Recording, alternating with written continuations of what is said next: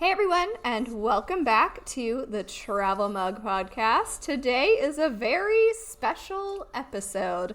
Our husbands are joining us for the first time ever on the podcast. So now you will learn what it's really like to travel with us. Welcome to the podcast, guys. Thank you. Hi. Hey. Thanks. Yay, let's get started with you guys telling our listeners a little bit about yourselves, some background or anything you want to share so that they can get to know you a bit. Peter, I'm going to nominate you to go first. All right. Yeah. Why not? Well, it's a pleasure to be here. Yay. I'm a longtime listener and first-time guest. And yeah, a little bit about me. I was born in Halifax, lived in Cape Breton for a while, though. I took my first plane trip when I was 1, I think. That's what my parents tell me. So that was my first trip as far as travel goes, from Halifax to Sydney. Ooh. Ooh, indeed. Yeah. All 25 Exactly. minutes or 45 minutes, whatever it is. Yeah, exactly. So, just born into it right away. But then moved back to Halifax to find work and met my lovely wife halfway between Cape Breton and where she's from, which is beautiful Clark's Harbor in the southwest there. I work in financial crimes. I dabble in music sometimes. I enjoy traveling too. Yeah, just like to get out and see new things, meet new people. That's pretty much me in a nutshell.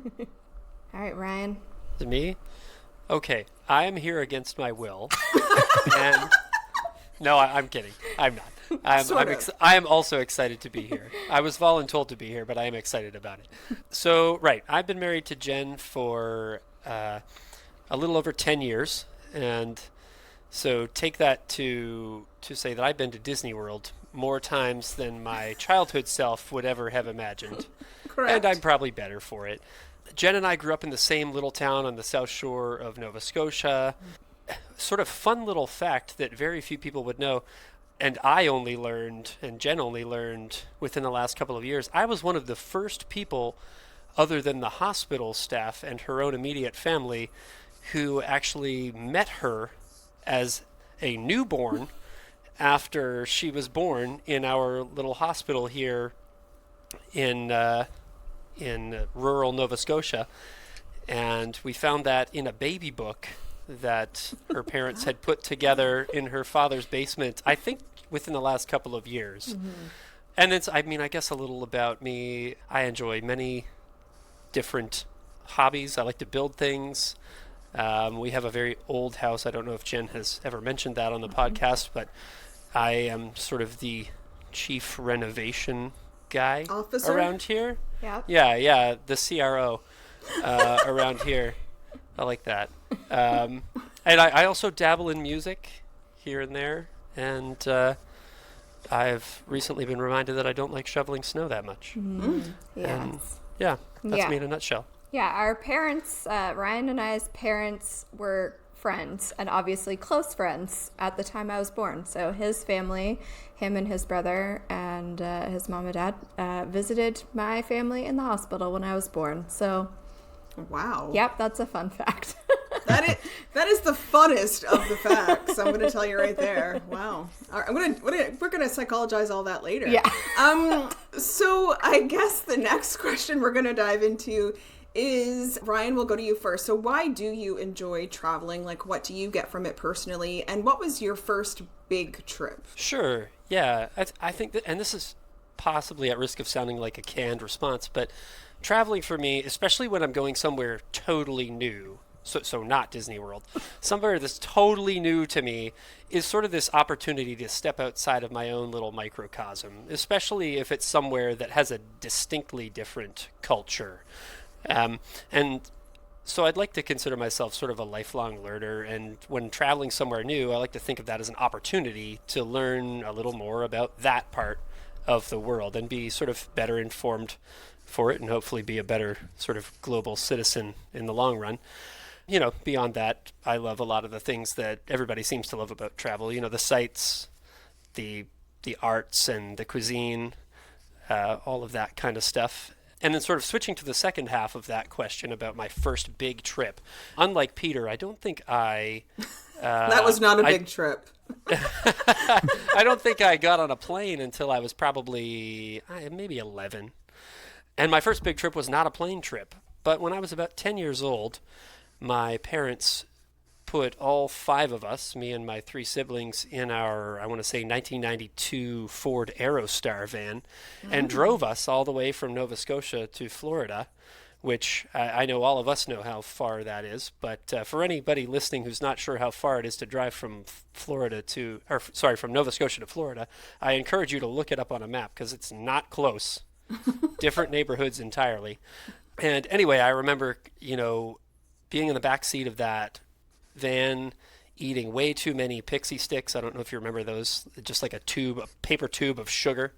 Oh, yes. A lot of those on that trip. Don't remember much about being in Florida, but I remember a lot about the back seat of that van, eating a lot of pixie sticks, very tired of the Rankin family by the end. For anybody who doesn't know the Rankin family, that's a local-ish music family. We listened to a lot of the Rankins, and I think we probably stopped at just about every Denny's on the eastern seaboard of the United States. As one on our way down. does. Yeah. So that's what I remember from my first big trip. Excellent. Peter, what about you? Why do you enjoy traveling and your first big trip? So I can definitely, I definitely want to echo what Ryan just said. I definitely it's all about learning and taking in things. Sometimes I just like going to the grocery store wherever I'm at and just seeing what they have. Walk in, you get off the plane, you're tired, you get back to the area where you're staying and you get checked in. And sometimes when I first get anywhere, I just want to go to a grocery store and just see what there is for food. Do they have, these here, or, these are different, or that's kind of like just the little things like that. And I really enjoy just seeing, what people are wearing and how they're living their lives. Like, for instance, when we were in Barcelona, the fact that they were all up till every hour of the day and most of the time not starting their lunch until, I think it was like 7 or 8 or later, like lunch or supper, I guess. Yeah. Mm-hmm. They probably, I don't know when they eat lunch, but it's like, totally different. Yeah, we went by and there was kids playing at 10 in the evening, in a well-lit, supervised playground, obviously, but still, like, just things like that are, really different. That's kind of one of the things I really, really like about traveling. Other than that, just being, seeing how people get around, just everything, just about how people live, like whether it's, the cars here are smaller, or just little silly things like that, or taking the transportation there and just kind of taking everything in. Of course, there's the sights. Of course, there's, the culture and everything else too as well. But I think, just those little things to me sometimes, you're in a grocery store and you happen to see certain types of food that are like, this must be popular here. It's, and we don't eat that here. And just little things like that kind of are the things that kind of really make me think a little. And then as far as like the first big trip, besides my epic big adventure flight when I was 1.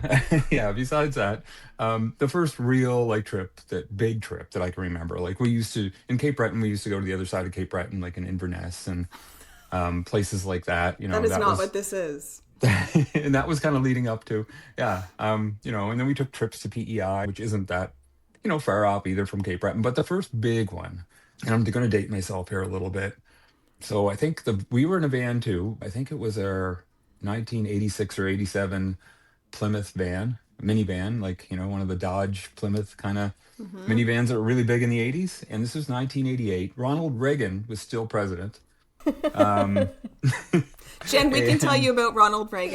Yes, thank you. Yeah. And we went through the States. So we were going to visit, and we did visit my mother's relatives that lived in Southern Ontario, but we decided to go through the States there. And I think on the way back too. And it was, like I said, either an 86 or an 87 Plymouth van. And it had no air conditioning, and it was August, and there was a heat wave. Oh. And it was It was like easily 30 degrees, but like 30, 31, 32, which would be like, 90 something Fahrenheit most days for the high. And we actually had to roll up the windows. I remember that. We had to roll up the windows to keep the heat from getting in to the Oh, van. But even though we didn't have air conditioning. Um, and I remember our dog Buffy. She was a little Yorkshire Terrier, panting.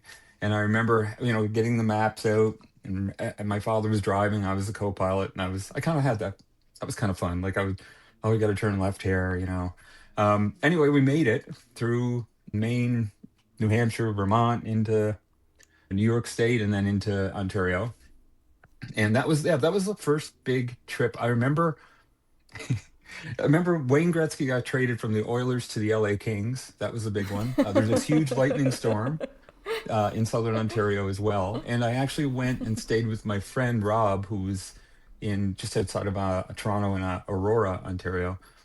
And I stayed with him, and we consumed some beverages that we probably shouldn't have, and had fun, on my birthday there. Um, yeah, I won't say how old I was turning, but yeah, that was that was my first big trip with my Excellent. family, kind of with my friend partly. It was cool. It was the first time I ever saw like a big city, so Toronto. It was so like it was just surreal in that way, and it really, though, I will say, this might be a question coming up, but it's not really. Probably, I don't think. I think I read them all, but yeah, like it really cemented, I think, in my mind, though, that I wanted to do more of this. Like I wanted to travel more. I remember my parents being quite intimidated, but I remember, probably because I was a kid, I just remember being like, whoa, this is cool. Now I want to see all the big cities. And that changed as I got older. But yeah, that was my first trip, but it really did leave a big impression on me, both because of the heat wave and also because of, The yeah, trip just, itself. seeing all the new things. Yeah. Yeah. Excellent. yeah. I think like all of us are from like relatively small areas. Obviously, Peter, you said you're born in Halifax, but like growing up, spending time in Cape Breton, and then the rest of us kind of on the South Shore. Like it was a big change to go from that to like seeing your first big city, right, for the Yeah. first time. Like that leaves a big impression, I think, on us, on all of us. It does. Yeah. Yeah, my mother too. She grew up in like Glace Bay in Cape Breton, and I remember when we were going through St. John, New Brunswick, which isn't a big city, No. and I remember her going, "Oh my God, this is so crazy!" Like she was like already intimidated Wow. before we even got to.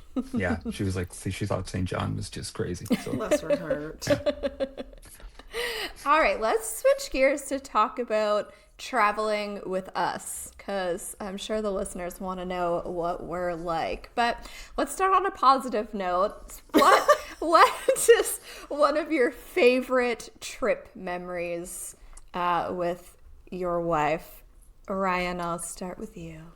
I think I have a lot of trip memories that I could probably call my favorite, because luckily we've traveled a lot, and we've had lots of great memories, and there's so many to choose from, like all the times that Jen lights up as we're driving under the sign for the Magic Kingdom at Disney World. But rather than bore you with another story about Disney and make that a theme, I'll mention a different one that really stuck with me that is very not Disney. In 2022, we were in Scotland for a friend's wedding.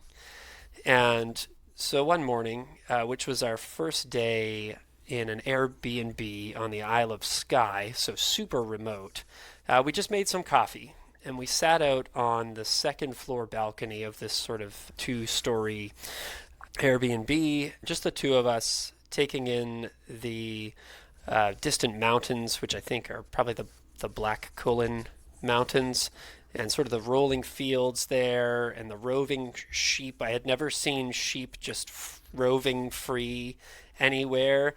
And despite the fact that I grew up in a very rural area, this was so different, and it was so serene and so picturesque and so unlike anything I'd experienced before. And for some reason, that snapshot has really stayed with me. It's something I think about too often. I've heard people talk about men and like what's your Roman Empire?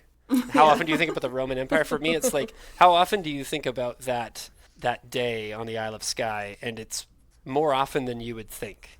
Oh, I love that. I just want to like give my side to that memory because it's really funny and I think it's like just so interesting. But we shared that Airbnb with my best friend's parents, and that day, I think it was that day, we were going to hike the Old Man of Store.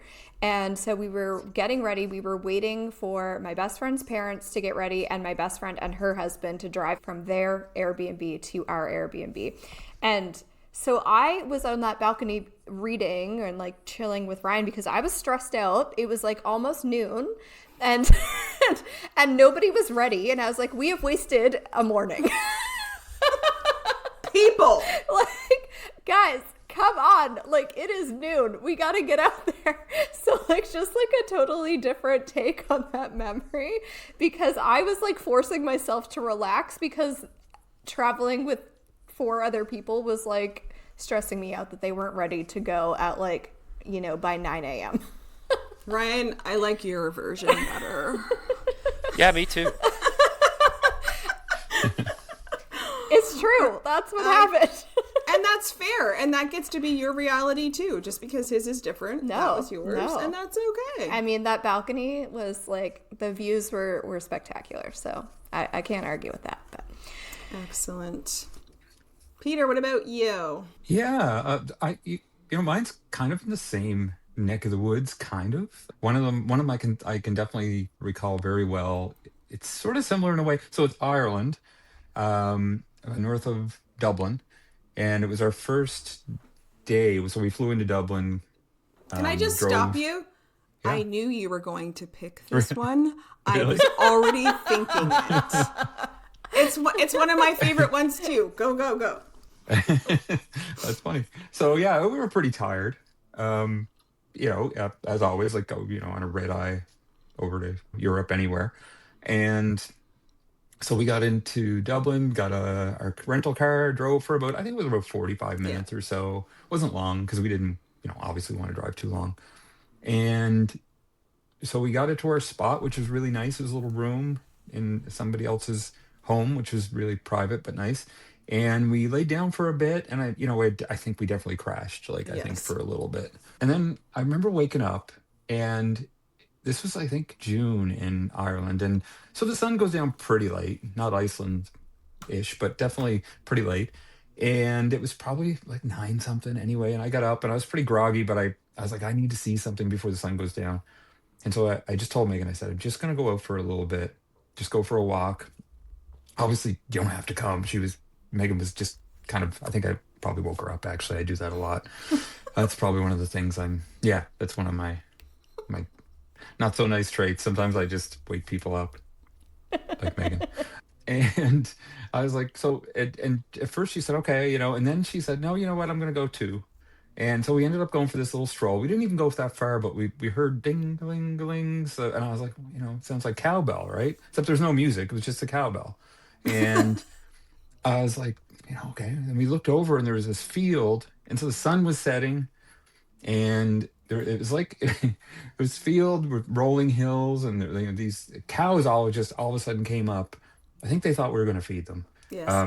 I felt like I was tricking them a bit, but and they were just up over the hill, and there was like a bunch of them, and they all just kind of ran towards us, sort of. You could hear almost there was like a fence. Minor, yeah, there was, which is great.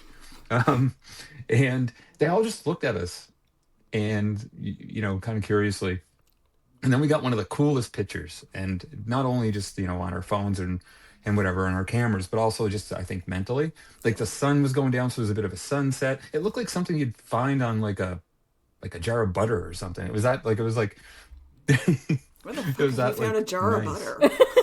I don't know. I always think like the parquet box or something. Yeah, like something farms, with the cows, and we could probably sell it to the big butter maybe or something. I don't know, but it was a beautiful moment, and it was one of those things that you can't get.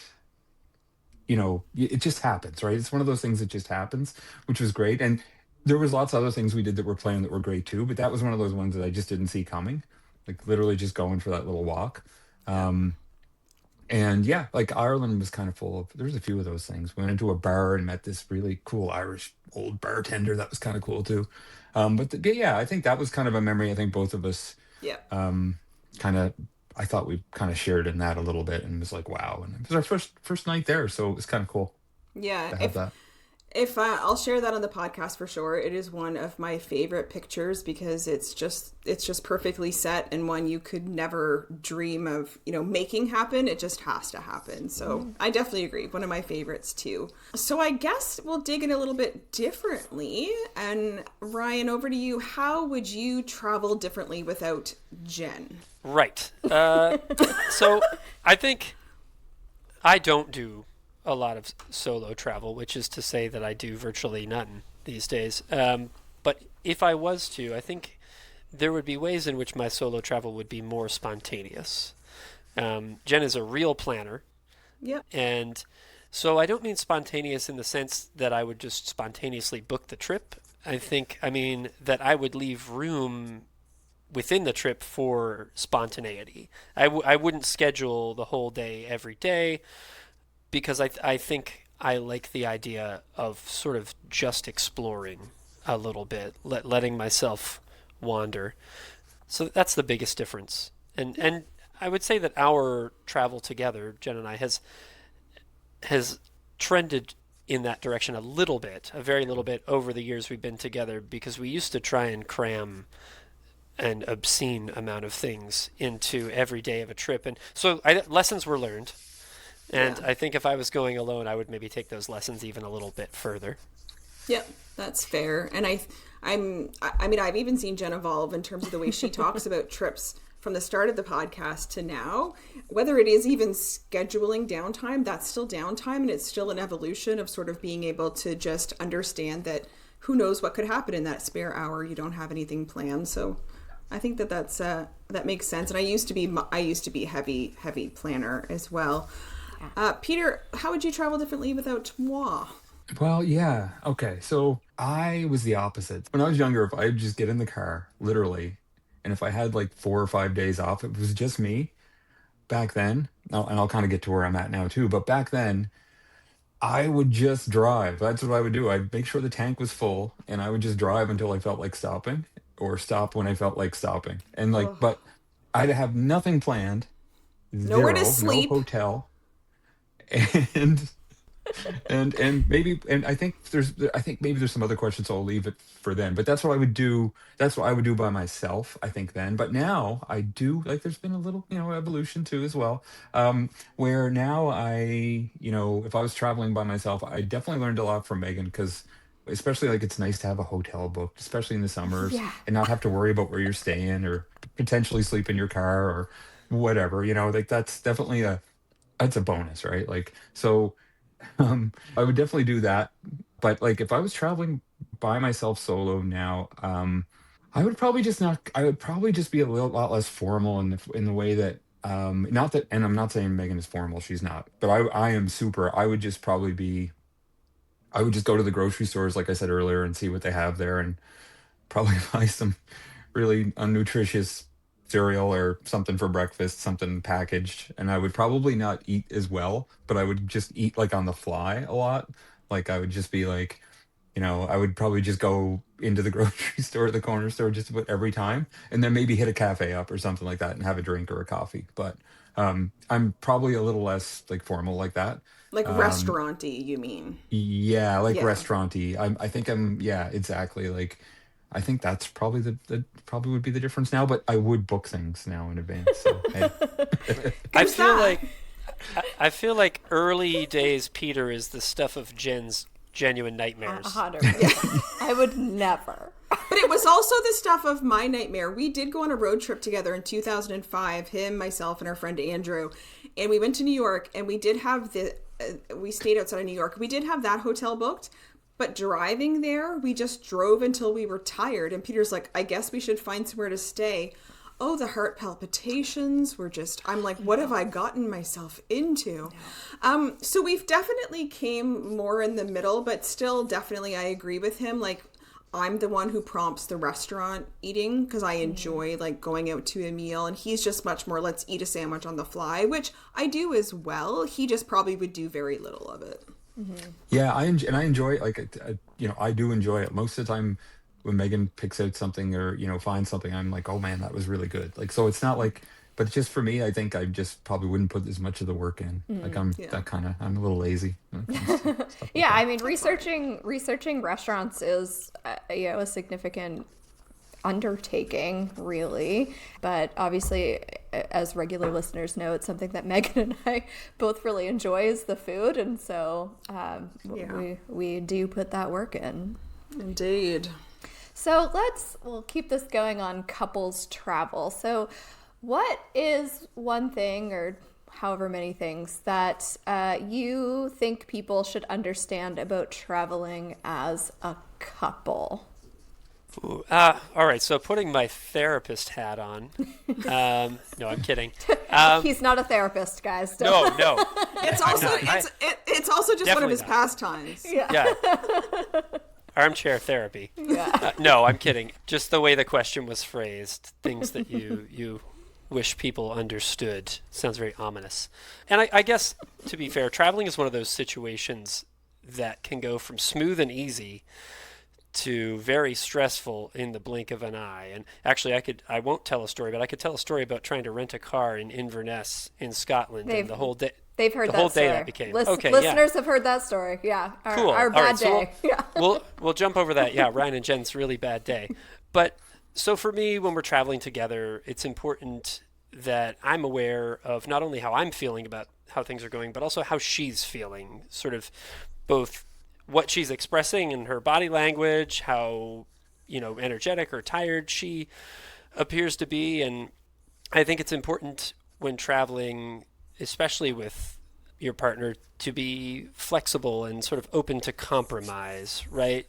Not being too stuck into your plans, because sometimes things do have to change for any number of reasons. And just to sort of, one of the biggest things I've learned is to be understanding of each other when things do sort of start to go wrong, whether it's something that was or was not within your control.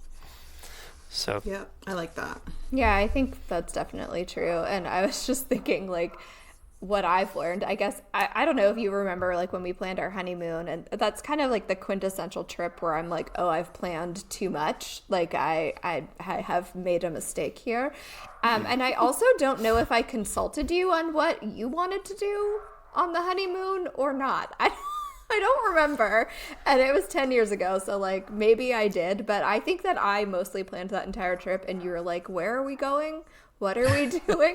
So I think that I have learned to ask for more input from you. That's fair. That's Sure. fair. All right, Pedro, what about you? Yeah, Ryan's answer was really good because, like, literally, like that's a big part of what I was going to say too. Is just learning to, gauge how the other person's feeling, respecting their feelings. If they're tired or because, like, you can get worked up. Sometimes, either Megan or I can get worked up over things, and sometimes the other person's not feeling it as much. But there is, like, a point I think where you do have to sort of kind of make compromises, and I think sometimes, like, there comes a point maybe in a lot of trips, especially if it's like a 2-week trip or something, where maybe things get to the point where they get a little testy, so that can happen. Mm-hmm. I think it happens, for most people. And I think it's just recognizing that that's something that's maybe on its way or happening, and kind of dialing it back a bit and just realizing, hey, you're on vacation, you're here to have fun. So you might not get to do everything you want to do. I might have a few things on my list that are different from Megan's, and hopefully we try to, get both of the big stuff off our lists. But there could be a few things on each of our lists that we might not be able to get around to. But as long as we're open about sort of what we want to see, what we're really excited about, and kind of the communications there, I think we can both kind of knock check the big things off, right? That are the most important, so we don't come back and go, I wish we could have, but you wouldn't have done this, and all that kind of stuff. I agree. Definitely. So I guess I have to say, like, my answer is probably very similar to Robin's in that way. It's just like literally learning when and I think the longer you're with somebody or the better you know them, I think it gets better. And I will say one great way to get to know somebody besides living with them is traveling with them. So yeah. Yeah, No, I yeah. agree. I definitely, communication and compromise. I mean, I think those are good in, general relationships, but definitely also while you're traveling. Yeah, I agree. I think the thing I've learned quickly before we move on that, as traveling as a couple is we also don't have to do every single thing together. When we were in Barcelona recently, I went and got a massage by myself. He didn't want to go for a gelato. He wanted to chill. I walked down the street. He knew where I was. We had texting capabilities, so I wasn't like out in the wild. But like I went and did those things, and that was okay too. Like it's okay to take some time to yourself. Yeah. Yeah. For sure. Yeah, For sure. I love that.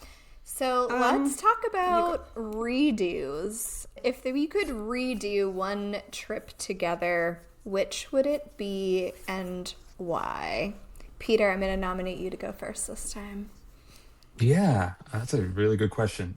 Going back to my sort of drive the car, I didn't mention this, but I used to like to drive the car to see how like much I could get on the one tank of gas too, and that Megan really loved that. It's She was very stressful. watching the needle. Yeah, so there's that too. But so like going, and that goes back to those days. We went on a road trip to Montreal, and Montreal's a great city, but I don't think either of us were in the right space. But I think it was mainly me. I think that I was sort of more on the in my sort of get in the car and just not plan anything. It's even when we first got into Montreal that time, it was in the middle of the Saint Jean Baptiste Baptiste Day parade. parade. Yeah. Baptist parade. Yeah. It was like, It was why is it so chaos. busy? And why is there marching bands? Is this normal in Montreal? But apparently it wasn't. So yeah, like there's just nothing really planned, So it was, and then we sort of sat in our room and we didn't really have any kind of a plan at all. And so I think not only was it a trip I would do over again, especially now, I think that was sort of like Peter's probably big learning point in Peter's life of travel, where I started to learn, I need to plan a few things here, and I need to maybe put gas in the car more often, stuff like that. Yeah. And I will say, just to build on that, there was a trip we did in 2012, and I pretty much planned the whole thing. It was another road trip, and it was Peter's redemption trip. It was literally a trip where I planned the whole thing, and I was like, "You wait, you wait and see. You're gonna love this trip." And I think it went over pretty It well. did. It was perfect. Yeah. No, you Okay. did such a great job. And you're right. Like that trip to Montreal, like we did have somewhere to stay and we did find things to do, but it wasn't like it would be now. Like we just didn't have like restaurants we wanted to go to. We hadn't looked anything up. We didn't have an area. The hotel was in a crappy area even. Like it wasn't in the thick of things like we'd love to be now. So yeah, it was a learning, I'd say, trip for both of us. Mm-hmm. All right, Ryan, what is your redo trip? Right. So I think if I was going to redo a trip that we've taken, I would probably do a selection of our honeymoon. So our honeymoon had us fly to Iceland, spend a couple days there, fly to the south of England, spend a few days in London, actually 7 days in London, I think, and then taking excursions to all the sites from there, the Roman baths. So we go to Bath, we go to Stonehenge, we go to Salisbury, and then we did 5 days in the north of France, primarily in Paris. And so I don't know if I need to do the Iceland leg again. We'll probably go back to Iceland, but I think what I'd like to do is redo our honeymoon, but split it into multiple trips. And the reason I say that is by the time we were on the France leg, we were exhausted. We were seeing things that are world-renowned, amazing things. We're standing in the Louvre like, oh, the Mona Lisa. That's pretty neat. We're at Versailles like, it's all right, nice gardens, I guess. Yeah. Right? That is like what I remember is literally standing in the Hall of Mirrors going, I don't care. I don't care. Like, I'm so tired. I just don't care. Yeah. Wow. Right. Yeah. And so I would love to have a redo of the England portion of that, because I have this weird love affair with England. I have described it as like Nova Scotia will always be home, but when we got to the UK on our honeymoon, it was my first time there, and I immediately felt this innate sense of belonging. Cool. It was sort of this different feeling, like home is here, but I felt this internal belonging. Anyway, so I'd love to go back there and do all kinds of things, and I suspect we'll go back to the UK many times, or at least I hope we will. But the France thing, I just want a chance to try it over again, because I think we messed it up by trying to do so many things on the tail end of a very long trip. Yeah, that So you guys makes were just sense. like really tired, like Oh just my completely goodness. wiped. Yeah, I had overplanned, and it was like that we were there the last 5 days of the honeymoon, and then it was near the end of October, so like the weather also wasn't like great. It was like kind of cold. And yeah, I think that we were just kind of over it at that point. It was the longest trip that we had ever taken together. And like we had like just bought a house and gotten married all within like a 3-month period, and I think that we were just like burnt out. Yeah. Yeah. It Yeah. happens. That makes Yeah. sense.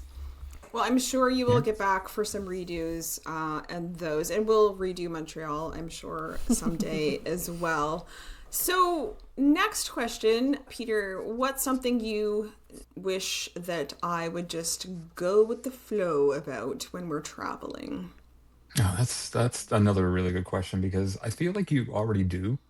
Like I feel like you're pretty open like I know we have stuff planned, but I think we're kind of both such on such the same wavelength that I don't really feel like that happens too often. Like we're you know what I mean? Like Yeah. I that's a hard like, that's a tough one. I gotta be honest, I can't actually think of anything that really hits that I would say you need to go with the flow with. It's just like I can think of one. Megan's the perfect traveler. No, no, I can think of one. I can think of one in particular. So I am not as spontaneous as Peter, and not that he's like Mr. Spontaneous, but he has more joie de vivre than me. And so when we're out and about, like let's take Iceland for example, and I was sick on our first trip, so I will give myself a little bit of a pass there. However, as you both know, there's a postcard at every turn in Iceland. So you could literally stop anywhere and take a picture and see something beautiful. And he was just like, it was overwhelming for his senses. And he's just like, let's pull over here. And let's, and I was just like, do we need to pull over again? But he was exactly right though. Like everything was beautiful, but I just wasn't feeling well. And then on our second trip, I tried to be better, and I mostly was. But I would say if there was anything, I would just say that he's more spontaneous with those types of things, and I'm a little bit more buttoned up when it comes to spontaneity, I would say. So I'll answer that one for you. Well, I will say though, in Iceland though, yes, Megan was feeling a little under the weather, so I think that's just one of the rare occasions where, yeah. But I was like a squirrel in Iceland. So that is true. Yeah. Like literally, yeah. That's fair. I mean, it's understandably. beautiful. Yeah. Yeah. What about you, Ryan? Right. This is a tough question for me, for sort of a similar reason to what Peter said, because I mean, Jen at this point in our traveling lives has gotten to like being pretty go with the flow on anything that it's reasonable to go with the flow on. But I will say, like, just sort of continuing down that pathway of like allowing for a little more spontaneity in things like just how we get from point A to point B, not for the big portions of the trip, but like when we're on foot somewhere. And I'll give you an example. When we were in London on our honeymoon, we would typically have just taken what's the most efficient way to go from point A to point B. But at one point we wanted to go from one spot in southwest London to another spot in southwest London. And right in the middle of it was this giant cemetery. I mean, giant cemetery, Brompton Cemetery. We could have easily just taken whatever route the mapping, if we had it at the time, would have told us to take, or like the most logical sidewalk route. But I think I had said, well, let's go see what this cemetery is all about. And this was long before Jen was crazy about ghost tours and haunted things. Maybe this played a part of it. I don't know. But we went through Brompton Cemetery, and I would like to think that now we would almost always choose that kind of a path. Like, what's the most interesting path to go from point A to point B when we're pedestrians without being totally ridiculous? Gotcha. Interesting. Yeah. There you go. Just a little food for thought. Yes. So let's talk about annoying travel habits, because we all have them. Let's talk about what you think our most annoying travel habit is and what you think your most annoying travel habit is. Megan, maybe we should do this one too. Maybe. All right. I'm going to nominate Ryan to go first. I think this is one that is getting better with Jen. And this is not really something that happens as much during travel as it does as we come up to impending travel. Jen has a long history of worrying a lot about timelines, little details. It's the reason we are the first people at the gate in the airport 2.5 hours before the flight is First. Okay. with relative frequency, higher frequency than it should be.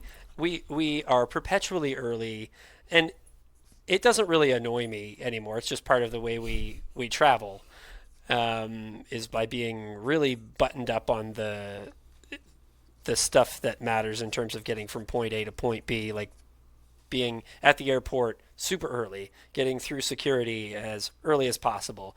If we're taking another type of transit while we're on the trip, being there like really early, super punctual. So it's the sort of thing that started as an annoying travel habit that's just sort of become our habit. And so I'm not annoyed by it anymore. And I think she has relaxed over time as well. There's less of that. It feels weird for me to say what my annoying travel habit is. And I'm genuinely interested to hear what Jen might say it is. Let's kick it over to her if you don't know that. Well, I'll say that I think also in the lead up to the trip, historically, I have been not that involved in travel planning. And sometimes that is not an exaggeration at all. Like sometimes I've done virtually none of the planning, sort of like Jen alluded to when she talked about our honeymoon. She wasn't sure if she had asked me about it at all, but it's sort of a two-way street where, you know, she really takes charge of the planning and I'm just over here like, I guess we're going on a trip. Cool. And so I'm trying to be better about that. You know, we're planning a trip, hopefully to Copenhagen, and, you know, I'm sure we'll plan trips beyond that in the future. So I'm trying to be more involved in that kind of phase. I would agree. I think I would agree that, and now I'm like asking you for your input, and then I'm not always like getting input or getting enough input. Maybe you've definitely gotten better. You did choose the hotel for Copenhagen, so that's great. But I definitely thumbs up for all around. I definitely agree with you that my most annoying travel habit is the fact that I must be at the airport like 3 hours early for a domestic flight. I wish I was not this way, but I am. Such is life, man. It's all good. Peter? Yeah, I will say too, just to chime in on that, you know, I don't mind being to the airport early going someplace, especially when I'm all like revved up, because like a lot of times I just like to go there and have a few drinks in the lounge, but that's just me. So I like to get through security so I can have like a glass of wine or a beer or something. Yeah. But it's a good question. The only thing I can think of is I would be annoying, I think, because I would get Megan up at really early times when we were traveling. Like I'd be like, the next morning we would get there, I'd be like, if the sun just peaked up, not even the sun, if it just got slightly light out in places, I'd be like, we gotta get up, we gotta do things. Like I would just be like up wide-eyed And rightfully so, Megan would be like, oh my God, I just want to sleep a little bit here. What are you doing? And rightfully so. And so what I found annoying and what she found annoying was both. I found it annoying that she didn't want to get up, and she found it annoying that I was getting her up. I think we've kind of met in the middle, and I think we sort of get up around the same time. I will say I probably still get up a little early. I try not to wake her up now, though. But before, I would be literally like, I'd be, the, I'd be like a parent with a newborn child. Like, when will they wake up so we can play? Especially like the first day there, like the first full day in the morning. Oh man, I'm just so revved to like. And not that I'm not. I am also revved. I'm just not as revved as early. No, and rightfully so. And and so I think maybe it's just because we've been living together for so long, we sort of get up around the same time ish now. I'm a little bit more early, but we've kind of, gotten better that way. So that's mine anyway. Like that's really the only thing I can think of because everything else I feel is pretty good. We do a lot of the planning together. Megan does more of the, I think, the more of the minute planning, like more of the like things that it's like you go into Airbnb, everything's nicely done, but there's the little things that I think Megan does the little things that are big things, but are they're not little things, but you know what I mean? Like they're the nice touches. I think she's better at that than me, but I think we're pretty on the same page, and I don't wake her up nearly as much as I used to. I still do sometimes, but not as much. Yeah, I have to say, like, the getting up way too early for me, like, when especially on trips, you're exhausted after a while. And then I would say my annoyance at my own self is when I get anxious when we're going to transportation. If we're going to catch the subway, if we're going to do this, like, I'm anxious as we get there, like, which side do we need to be on, which whatever, like those kind of things. I annoy myself with my anxiousness over smaller details, which we will figure out. Oh, and Megan might overthink the GPS sometimes when we're driving. Yes. But definitely. Are you like double checking the GPS? I tell him to turn at the wrong place and he's like, I'm going to trust the GPS. Oh, okay. Yeah, I've done that. Yeah, I've been like, you turn here. And he's like, no, you don't. Yeah, exactly. Of course, one of these days I'll say, I'm going to trust the GPS and then splash into a lake or something. Hopefully not. Hopefully not. Yeah, that would be bad. No, I usually try to use common sense too, but for the most part, I think those are small. Look at all of us getting along. Kumbaya. Oh my gosh. I want to kind of finish up this section by asking you, what is one thing that traveling together has taught you about our relationship? I would say I would recommend, traveling. Obviously, if you enjoy traveling, travel. So do that first. If you don't enjoy it, don't. But I think what traveling does is it sort of it's taught me anyway, traveling with somebody else, it's how to enjoy things with somebody else. And kind of going back to like making some compromises, what we talked about earlier. I think traveling obviously makes you, I think to me anyway, makes you a better person because you get to see the world. You get to see all the different cultures and all the different way people live and all the different things in the grocery store. But other than that, I think it also teaches you how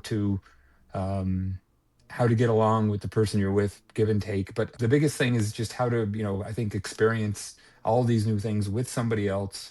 So, and somebody who you have a lot in common with, and Megan sometimes will pick things out that I might not have picked out, or to go and see, or whether it's to eat or something to see. And I'm like kind of maybe going at the beginning, but at the end I'm like, oh my God, I'm so glad that I'm with somebody else who can add to my trip, because if I was there by myself, I wouldn't be going to these restaurants, or I'd just be going to the grocery store, or I might not be seeing some of the things that I would normally go to. So I think that's the big thing for me. It's just like having that, that other special person there with you that can add to your life, where you might not have even maybe saw, where to go next or what to do. And maybe I just would have sat inside, or I think that's really special. And I think once I figured that out, it definitely made our trips just that much more enjoyable for sure. And just seeing Megan enjoy things that she really likes, even though it might not have been my first choice, but that makes me just as happy. So yeah. Oh, precious.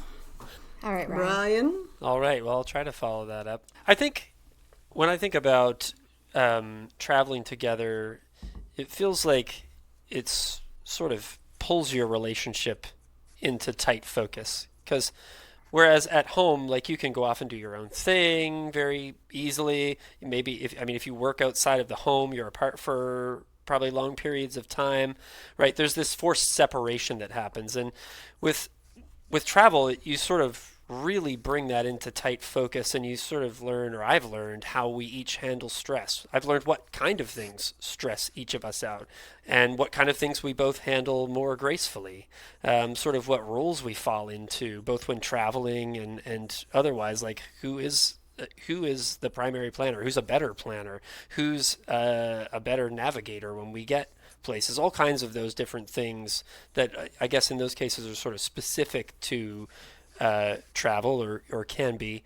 But all of those sort of things you learn about aptitudes in each other as individuals. And I think that, and I feel glad that it went a positive way for us, but I feel like traveling together can be sort of a referendum on the state of your relationship because, it puts you in all these situations where you're forced to confront your compatibility with this other person.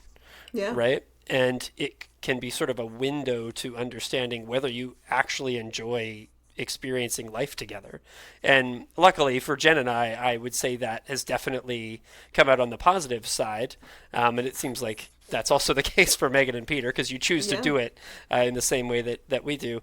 But it's just sort of taught me about those kind of things, like how we are compatible and what sort of things affect us in different ways when we're sort of put under the microscope as a pair. Yeah, that kind of I stuff. really like Yeah. that. Yeah. It's like putting a piece of IKEA furniture together. It's a test sometimes. Yeah.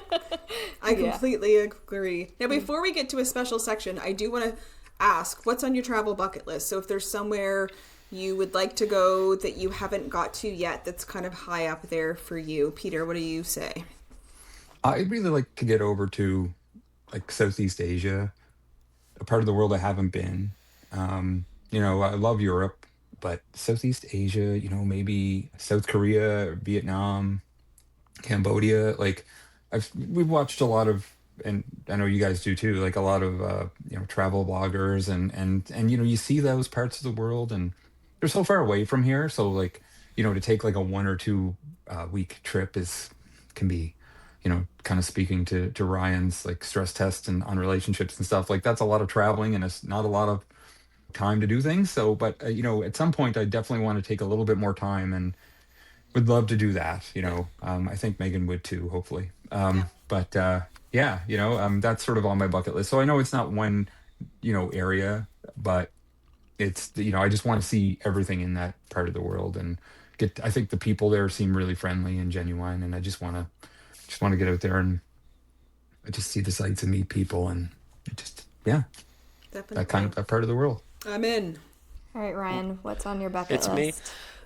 Well, so many things, really. I'd love to hike Kilimanjaro, and I'd love to go to Patagonia and see that sort of rugged Tierra del Fuego kind of area. But two things I think are right at the top of my bucket list, like the 2 things that I really want to make sure I do.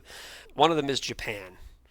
And I think my sort of ideas around wanting to go to Japan someday started when we watched a Canadian TV series called Departures from like 2008. Scott Wilson, Justin Lukács, 2 buddies go traveling around the world, and they spent some time in Japan, both the big cities of Japan and then the rural, far-flung portions of Japan. And it was actually those rural portions of Japan that really sort of captured my imagination and built this sort of mystique up for me about the people there and the architecture and sort of what I see as sort of the mystery of that Japanese culture that makes me want to go there and spend maybe more than a normal amount of time and sort of immerse myself in it a little and really try to understand what this thing is that I've built up in my mind.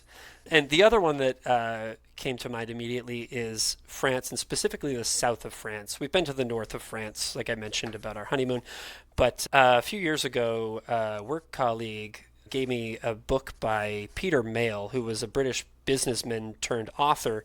It's called A Year in Provence. It's quite well known, and I think a film was made about it. But he and his wife, in their senior years, moved to a tiny commune in the south of France, in Provence, and he wrote about it. And when I read that book and the several sequels to it, it really captured my imagination about what this little part of the world was. And ever since then, I've been sort of captivated with this idea of that little portion of France and what it would be like to visit and experience it for myself. So those two places are kind of right at the top of my bucket list. Excellent. Okay. I also want to go to Japan, but I want to go to Tokyo Disney. So we're going to have to do both of those things. Yeah. You stop it. Shocking. So we're going to do some rapid fire questions.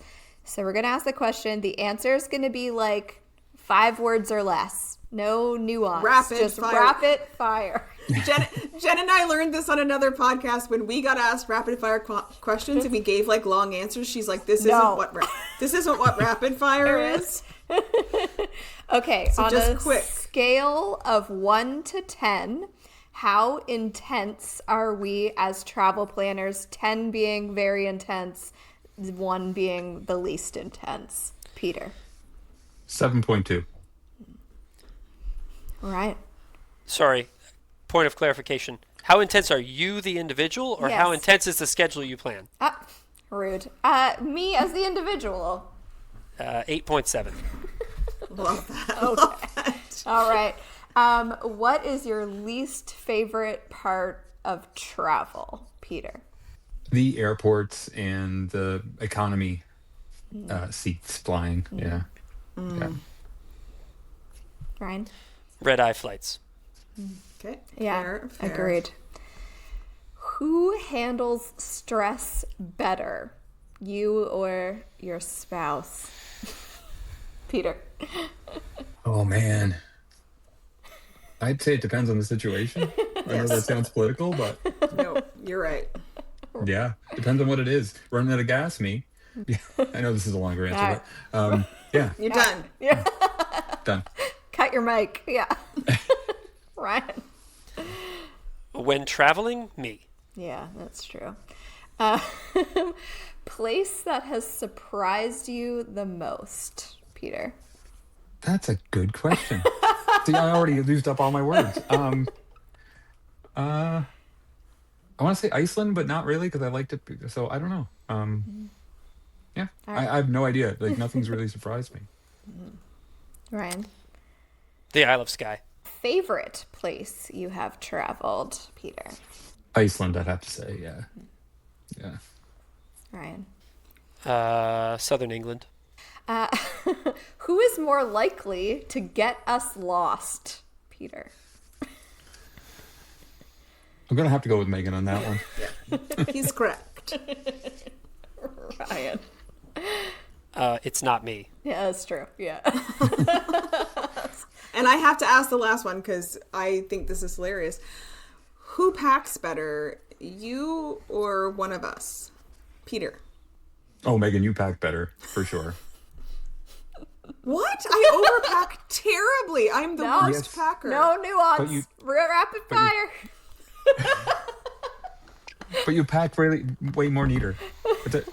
Yep. Ryan? She is Little Jenny Packing Cubes. So. Is that what we call her? I got a new nickname today. Yeah. Oh my gosh, I'm the worst packer. Oh goodness. Yeah. Well, that was like super fun. You guys have been amazing sports. Thank you so much for agreeing to do this and talk about us. And I have to say, like, I learned a lot about each of you. And I definitely, Peter, we're on the same page with all of your answers pretty much. So Amazing. let's go. I know. So thank you both so much for being here. You can find us, the Travel Mug Podcast, on social media at Travel Mug Podcast, our website, travelmugpodcast.com. And if you like what we're doing here, buy us a coffee. Link is in the show notes. It does help support the show. Or you can leave us a review on Apple or Spotify and share the show with a travel-loving pal. And until next time, we'll talk to you soon. Bye. Bye, everyone. Bye. Bye, Ryan and See ya. Peter. Thanks.